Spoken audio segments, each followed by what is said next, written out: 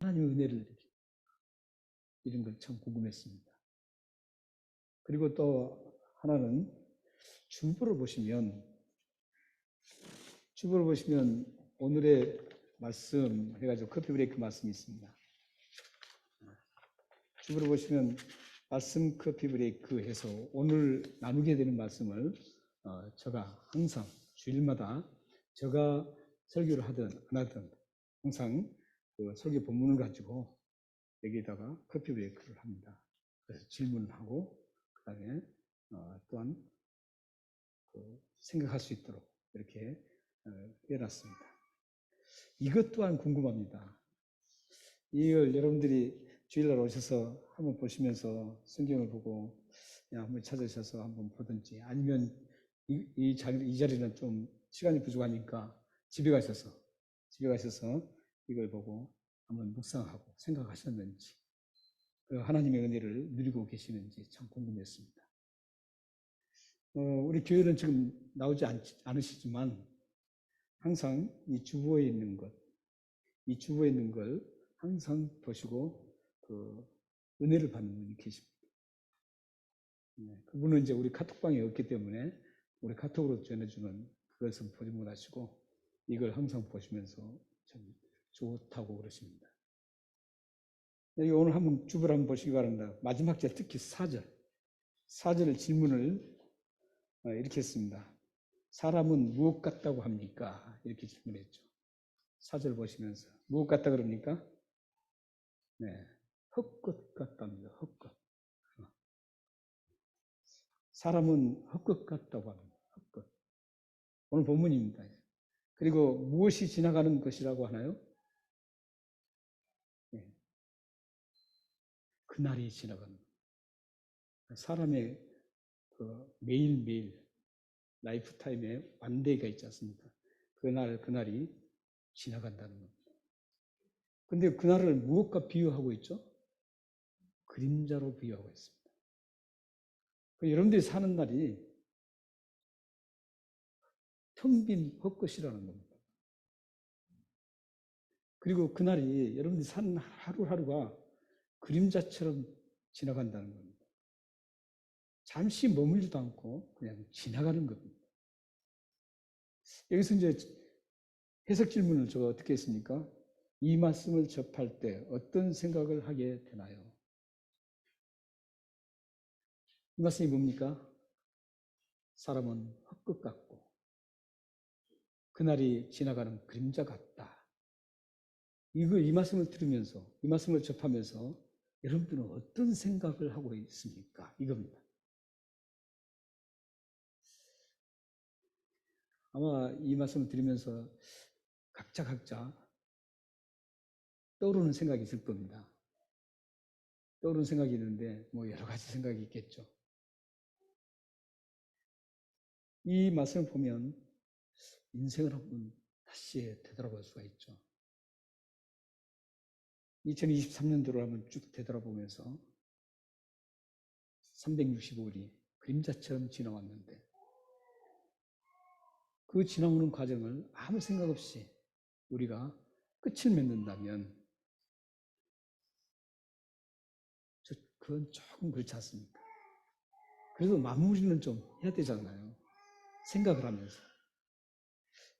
내가 1년 동안 365일 동안 그림자처럼 지나간 시간들을 어떻게 보냈는가. 이런 생각을 좀 하면서 마무리를 지으시면 좋을 것 같습니다. 그래서 오늘 본문을 이 말씀을 선택했습니다. 제가 여러분들에게 듣고 싶은 그 질문이 바로 이 해석 질문입니다. 여러분은 어떤 삶이 헛것이었고 또한 지나가는 그림자 같은 이 말씀을 접하면서 어떤 생각을 하셨는지 이게 저는 참 듣고 싶은 대답입니다. 그 대답은 여러분들이 마음속으로 저에게 전해주시면 좋겠습니다. 저는 모르지만 하나님은 이제 아시겠죠. 어떤 분은 아마 이렇게 생각할 수 있습니다. 무심하게 흘러가는 세월이 참으로 야속하다. 그림자처럼 지나가 버리는 세월이 정말 야속하다고 생각할 겁니다. 뿐만 아니라 어떤 분은 그림자처럼 지나가는 이 인생이 너무나 허무하구나 이렇게 생각할 수 있습니다. 또한 이렇게 허무하게 지나가는데 아웅다웅 살 필요 없이 그냥 즐겁게 엔조이하면서 살자 이런 분도 계실 겁니다. 그렇다면 다윗은 오늘 이 4절 말씀을 어떤 생각으로 인생은 헛것이고 우리가 살아가는 그날이 그림자처럼 지나간다라고 그렇게 고백을 했을까요? 다윗이 이 그림자처럼 지나가는 야속한 세월 이렇게 하면서 염세주의 이렇게 덧없이 지나가는 세월이 이제 너무 야속하고 별 볼 일 없으니까 그냥 포기하고 살자. 이게 염세주의입니다. 이런 사상, 이런 생각으로 이 오늘 4절 말씀을 다윗은 고백하지 않았습니다. 또한 이렇게 험하게 사는 세상이니까 마음껏 즐기면서 살자는 낙관주의도 아닙니다. 어차피 세상 이렇게 될 바에야 즐길 수 있는 만큼 마음껏 즐기자고 하면서 쾌락을 추구하고 내가 좋아하는 것들을 마음껏 즐기면서 살아가자는 그런 낙관주의 생각으로 오늘 4절 말씀을 고백하고 찬양하지 않았습니다. 다윗은 이 찬양을 어떤 마음으로 찬양했냐면 인간의 한계가 정말로 뼈저리구나 이거. 인간의 한계를 뼈저리게 느끼면서 하나님 앞에 찬양했던 고백이 바로 오늘 본문입니다. 염세주의나 허무주의나 낙관주의나 이런 생각을 가지고 이 인간이 헛되고 또 우리나라의 그림자처럼 지나가 버린다. 이것을 이렇게 염세적이고 허무적이고 낙관적인 생각으로 이 찬양을 하나님 앞에 올려드린 게 아닙니다. 다윗은 자신의 처절한 나약함, 자신의 한계성을 절실하게 고백하면서 이 찬양을 드렸던 겁니다.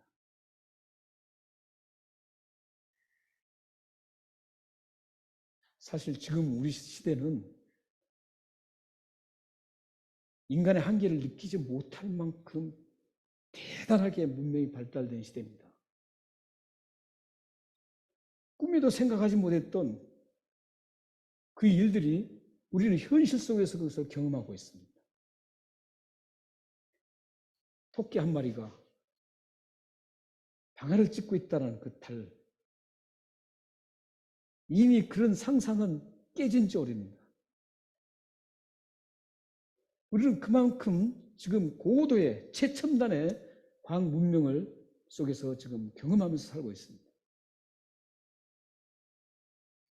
뿐만 아니라 사람이 말을 들으려면 사람들이 많은 군중 가운데서도 약 10m까지는 들린다고 합니다. 크게 소리 지르면. 10m를 크게 소리 질러야지만이 그 사람의 목소리를 알아들었습니다. 맥시멈으로 잡는 거죠. 미니멈이 아니라.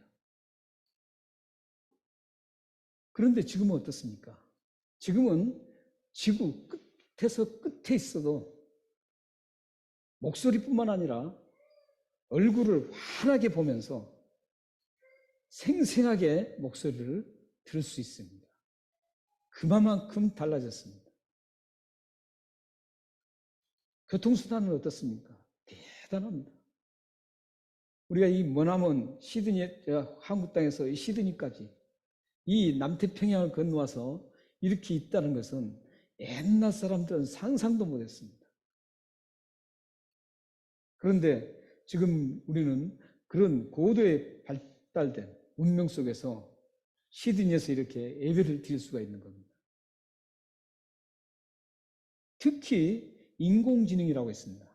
AI라고 합니다. 이 인공지능 대단합니다.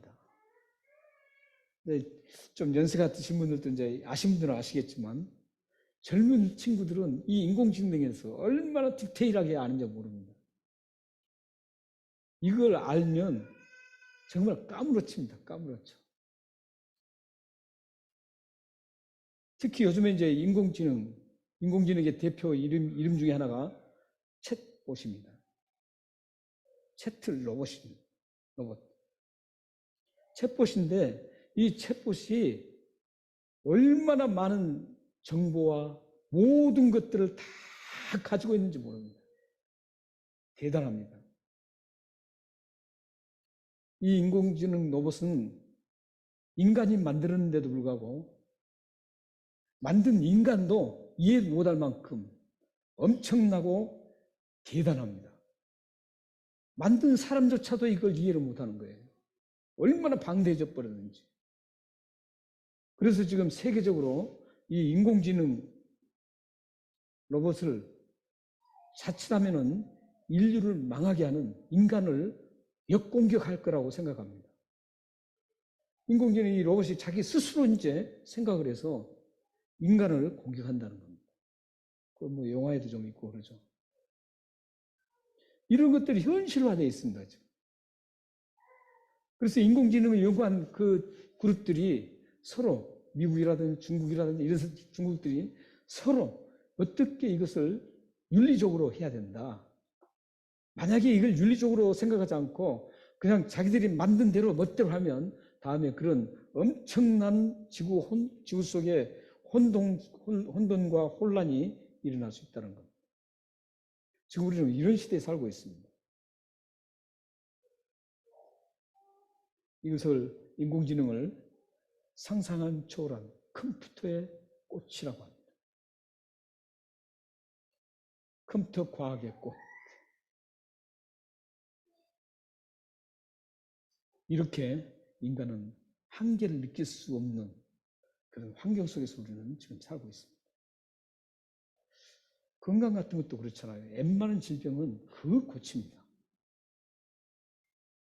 이제 뭐 다 붙이고 잘라내고 다시 조립하고 이게 이제 굉장한 과학이 발달돼서 의학과학이 발달돼서 웬만한 질병은 그 고칩니다. 우리는 이런 시대를 지금 살아가고 있기 때문에 인간의 한계가 대단하구나. 인간의 한계가 바로 어디까지일까? 이런 궁금증을 가지고 살아가고 있습니다. 하지만 아무리 인간이 이렇게 대단한 존재 같아도 인간은 한계가 뚜렷하게 있다는 겁니다.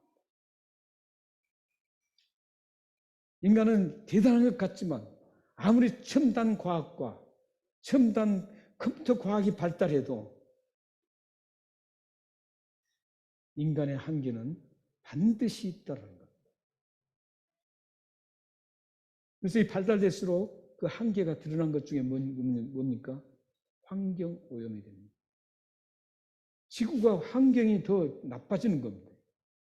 이것은 어찌할 수 없이 손대지도 못합니다.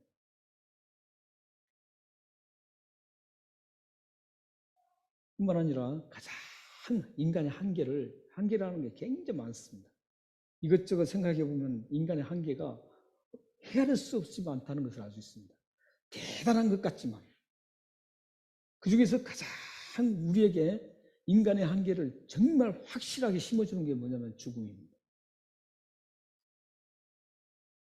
인간이 아무리 고도에 발달한다 그래도 지금 인간을 영원토록 살려고 하는 그런 모든 과학자들, 의학자들이 그렇게 하지만 그건 절대 되지 않습니다. 안 됩니다. 이 죽음은 모두가 죽기를 원하지 않습니다. 그러나 반드시 죽습니다. 순서만 다를 뿐입니다. 누구든지 모두 이 세상을 떠나야 합니다. 이 한계는 인간이 절대 극복할 수 없습니다. 왜 그런 줄 아세요? 하나님께서 선언하셨기 때문에. 하나님의 선언은 누구도 바꿀 수가 없습니다. 하나님이 죽음에 대해서는 선언을 하셨습니다. 그 선언이 어디인가? 우리 한번 찾아보겠습니다. 히브리서입니다. 히브리서 9장 27절 우리 한번 읽겠습니다. 시작. 한 번 죽는 것은 사람에게 정해진 것이요 그 위에는 심판이 있으리라. 사람은 반드시 죽는다. 하나님께서 선언하셨기 때문에. 창세기 3장에서도 이 선악을 알게 하는 나무를 따먹는 날에는 정령 죽으리라 선언했습니다.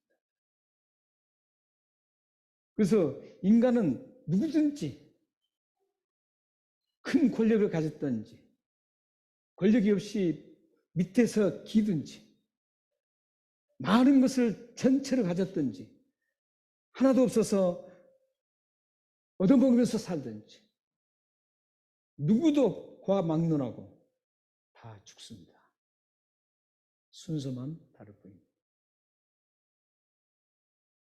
그런데 문제는요, 죽고 나서 끝나고 사라져버리면 그게 괜찮은데 오늘 말씀에 보면 죽음 이후에 소멸돼 버리면 좋겠는데 소멸되지 않는다라는 겁니다.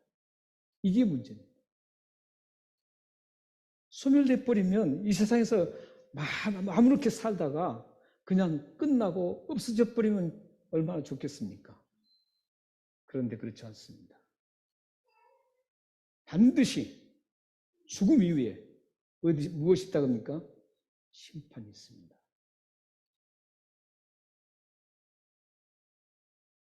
우리의 모든 구절을 볼 때 손가락 하나를 가지고도 분석을 해보면 이것은 우연히 발생된 게 아닙니다.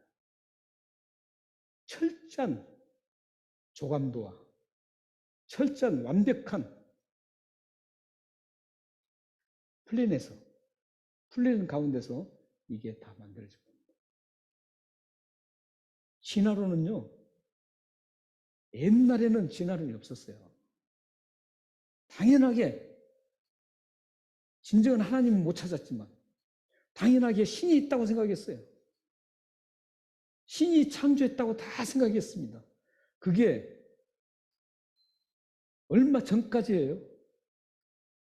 다윈이 나오기 전에 약 30년 전에 한 사람이 있었는데 그 전에는 어떤 사람도 우리 인간이라든지 이 세상이 진화되어서 이렇게 만들어졌다고 한 사람이 아무도 없었어요.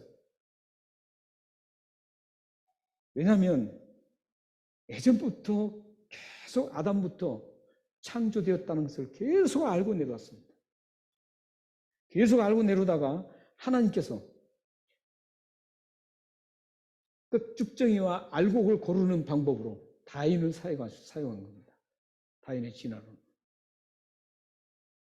다윈의 진화론은 하나님을 믿느냐 믿지 않느냐 이 알곡을 가려내는 작업을 하기 위해서 하나님께서 허락해 준 것이 바로 진화론입니다.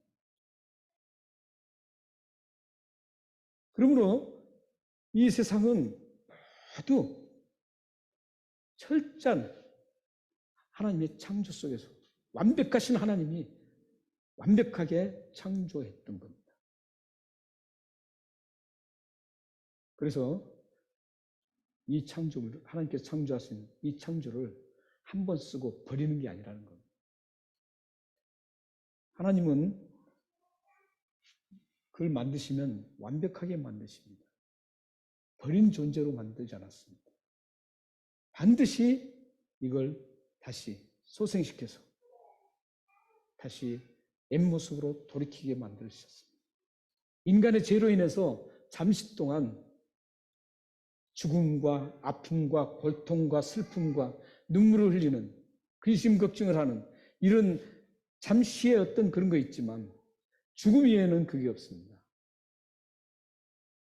처절한 고통과 눈물은 이제 죽음 이후에 심판받을 자들이 갖는 겁니다.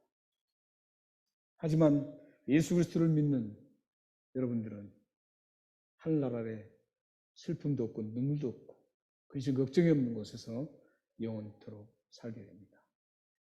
그게 바로 죽음 이후에 심판이 있다라는 그런 말씀입니다. 그래서 우리가 이 죽음을 통해서 뭘 알아야 되냐면, 우리는 인간은 나약하고 한계성을 가지고 있는 존재구나, 이걸 알아야 됩니다. 그런데 이 시대는 그 한계성을 무너뜨리고 한계성을 망각하게 하고 한계성을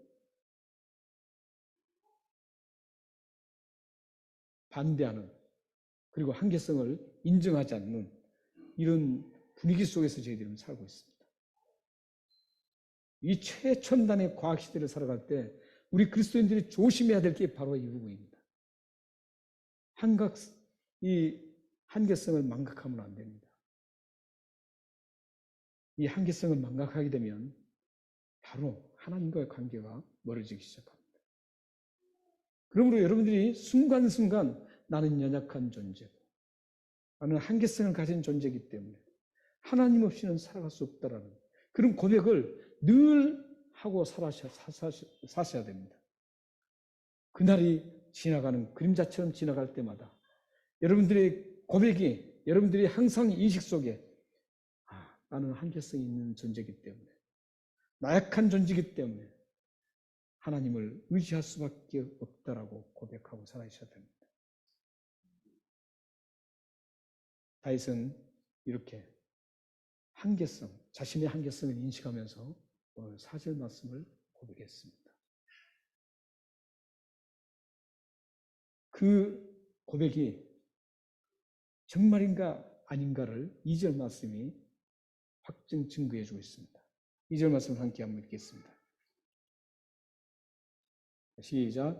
여호와는 나의 사랑이시오, 나의 요새시오, 나의 산성이시오, 나를 건지시는 이시오, 나의 방패시니 내가 그에게 피하였고 그가 내 백성을 내게 복종하게 하셨습니다. 4절의 고백은 2절의 근거에서 지금 고백이 일어난 겁니다. 여기 보면은 여호와 하나님은 나의 사랑이시오, 나의 요새시오, 나의 산성이시오, 나의 건지시는 구원자시오, 나의 방패시라. 이렇게 지금 5가지로 말씀을 하고 있습니다. 이 5가지를 하나로 말씀드리면 어떤 상황 속에서도 나의 헛된 인생, 헛것 같은 인생이 그림자처럼 지나가는 그 순간순간일지라도, 또한 그 순간에 어떤 상황을 만나고 어떤 일이 있을지라도 하나님께서 나를 인도하시고 보호하고 계심으로 나는 그 하나님을 의지하고 그 하나님과 함께 가겠다, 이런 고백입니다. 이런 고백이 여러분 삶 속에 순간순간 계속 일어나야 됩니다.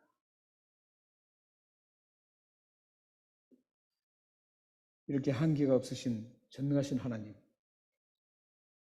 못할 것이 없는 하나님의 표현은 자신이 한계성을 가졌다는 것을 인식하지 못하면 이런 고백을 할 수가 없습니다. 이 4절 고백은 그래서 허무주의도 아니고 염세주의도 아니고 낙관주의도 아니고 하나님 없이는 살아갈 수 없다라는 그런 간절한 고백이 담긴 찬양입니다. 여러분은 2023년도를 365일을 지금 쭉 걸어오시면서 그날이 지금 그림자처럼 지나왔습니다. 여러분들이 그 365를 돌아보면서 나는 하나님 인식을 얼마나 하고 있었는지, 나의 한계성을 느끼면서 하나님 앞에 얼마나 하나님을 의지하고 살았는지, 나의 나약함을 인식하면서 하나님의 도우심을 얼마만큼 구하고 사셨는지, 아니면 하나님 없이 내 힘으로 살아갈 수 있다라는 그렇게 지금 자신감 있게 살아오셨는지, 여러분들은 이 한 해를 정리하면서 반드시 점검하고 가셔야 됩니다.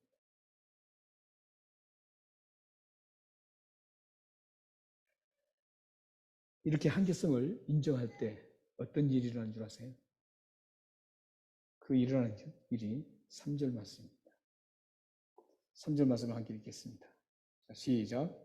여호와여, 사람이 무엇이기에 주께서 그를 알아주시며 인생이 무엇이기에 그를 생각하시나이까. 이렇게 하나님 앞에 나의 한계성을 인식하고 나약함을 고백하면서 하나님을 의지하는, 하나님 사랑의 하나님이시고 요새의 하나님이시고 또 나의 구원자이시고 방패시고 나의 산성이신 하나님, 모든 환경 속에서 확실하게 모든 걸 보호하실 수 있는 분, 그 하나님을 믿고 의지하고 도움을 구하면서 항상 살았던 분들의 그런 사람들은 오늘 3절 말씀을 경험할 수 있습니다. 이 3절 말씀을 보십시오. 3절 말씀 보시면 여호와여, 사람이 무엇이기에.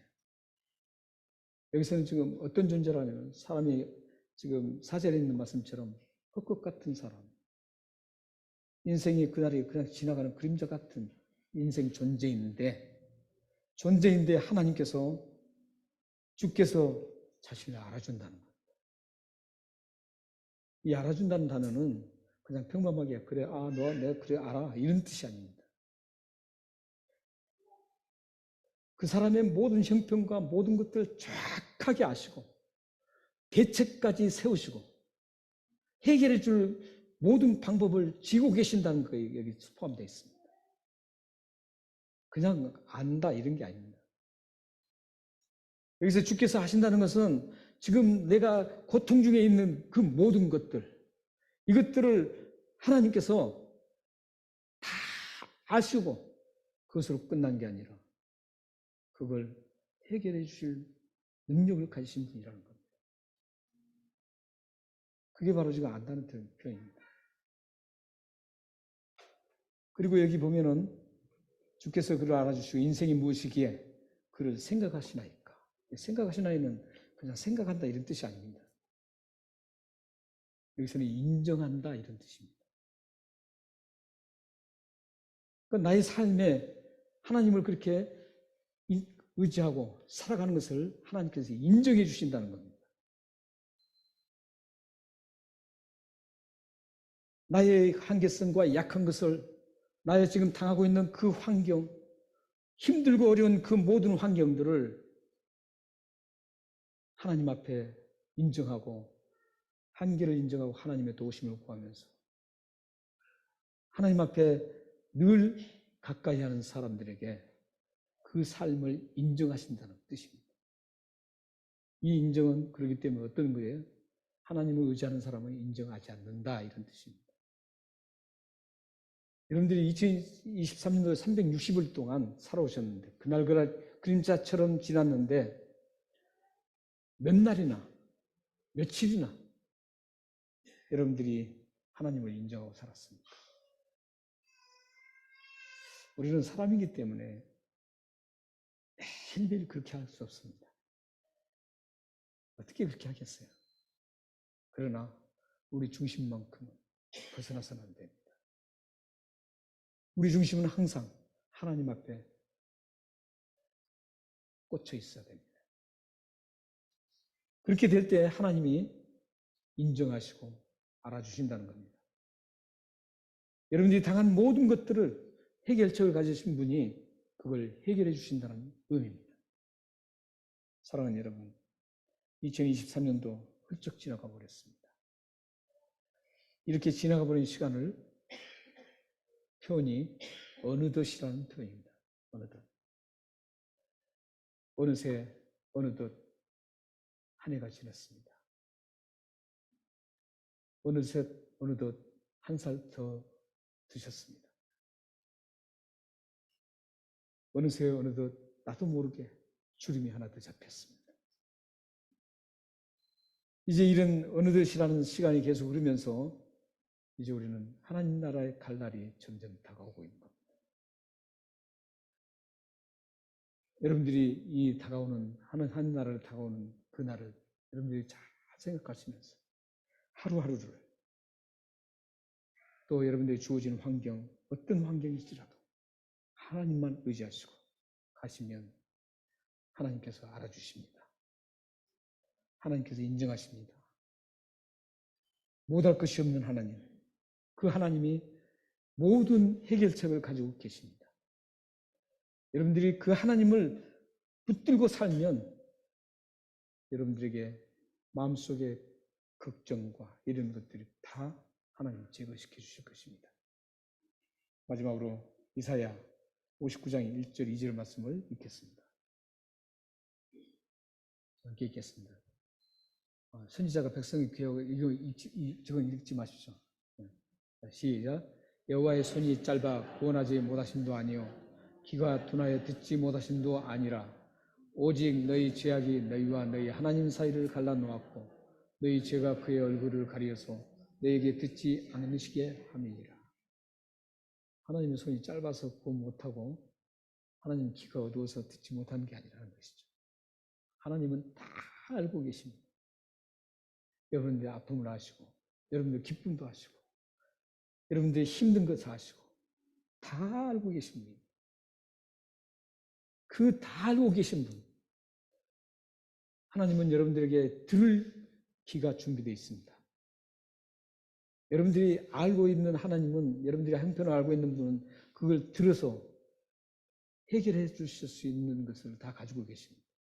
그런데 문제는 그걸 듣지 못하게 하는 것과 하나님의 손이 짧아서 하나님의 구원의 손길을 경험하지 못하게 하는 것이 바로 죄악입니다. 우리가 죄악 그러면 살인하고 이런 것만 생각하죠. 가장 큰 죄악이 뭔지 아세요? 하나님과의 관계를 끊어가는 겁니다. 저기 보면 죄악 때문에 하나님 관계가 끊어졌습니다. 예수 그리스도의 십자가로 이 죄악을 하나님께서 없애시고 하나님과 가까이 됐습니다. 하나가 되었습니다. 그럼에도 불구하고 이제 우리의 삶 속에서 살아갈 때 하나님과 멀어지는 삶을 산다면 하나님은 여러분들에게 구원은 이미 성취됐지만 여러분들이 이 세상 살아가는 날 동안 하나님이 원하는 그런 삶을 살지 못합니다. 하나님이 원하는 삶을 살지 못한다는 것은 아무리 많이 가지고 아무리 큰 권력을 가지고 있어도 그 마음속에 기쁨이 없습니다. 평안이 없습니다. 성령이 주신 것은 기쁨과 희락과 평안입니다. 하나님 나라도 희락과 평강입니다. 하나님 나라가 임한 여러분들에게는 늘 하나님 주시는 기쁨과 평강으로 넘쳐나야 됩니다. 가진 것 없어도 큰 권력을 가지지 못했어도 기쁨과 평강을 가지는 게 우리 크리스천입니다. 그걸 위해서 여러분들이 하나님과 관계를 하나님의 인정하는 삶을 살아야 됩니다. 나의 한계를 아셔야 됩니다. 그리고 하나님의 도우심을 늘 구하면서 사셔야 됩니다. 여러분들이 잘 살아갈지라도 아무 일 없이 살아갈지라도 하나님의 도우심을 구하면서 살아야 합니다. 그래야만 여러분들이 3절 말씀을 경험할 수가 있습니다. 사랑하는 여러분 모두에게 여러분 가정과 여러분 자손과 여러분의 삶 속에 날마다 하나님을 인정하고 한계가 없으신 하나님 앞에 여러분들 모두 내어놓고 하나님과 관계를 깊이 맺어가서 하나님 주시는 놀라운 평강과 기쁨을 누리는 축복의 삶이 되기를 축원합니다. 기도하겠습니다.